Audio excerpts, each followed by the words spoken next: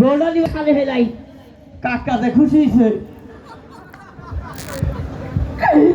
বিয়া করব আমি কাকার দেবরা ফলে খিচপিটা লইছে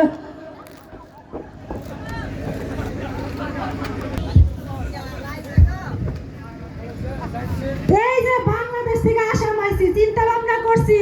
আপনাকে দেশে একটা আত্মীয়তা করবো কি কম কারণ আমার একটা মেয়ে আছে মেয়েটা বিয়া দিমু একটা পাত্র দরকার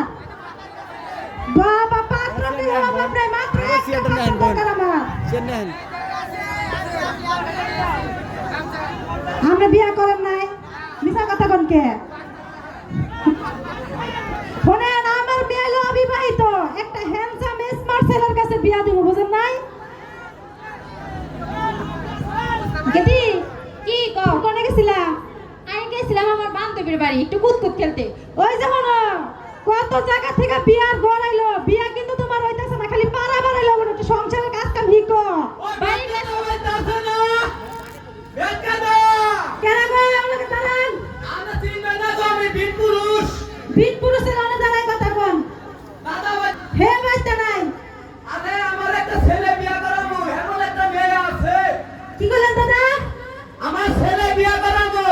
ছেলে বিয়া করবেন হ্যাঁ তাহলে আহেন দাদা ভিতর বাড়ি আহেন এই বেলা কইলে না এটা রাস্তায় খালাম তাই আমি ভিতর বাড়ির পেছন কিরাই বলেন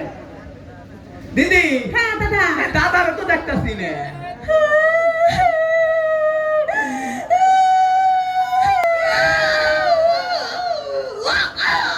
দাদা আপনি কাঁদেন কেন আপনার কান্দা তো এক লাইগা হাতাছে না আমি আপনার কান্দা আইগাই দিতাছি দাদা দিদি কান্দেন কে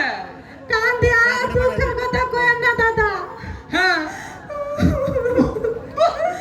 আপনার শঙ্কর তো আমার 2-6 মাস আগে মরে গেছে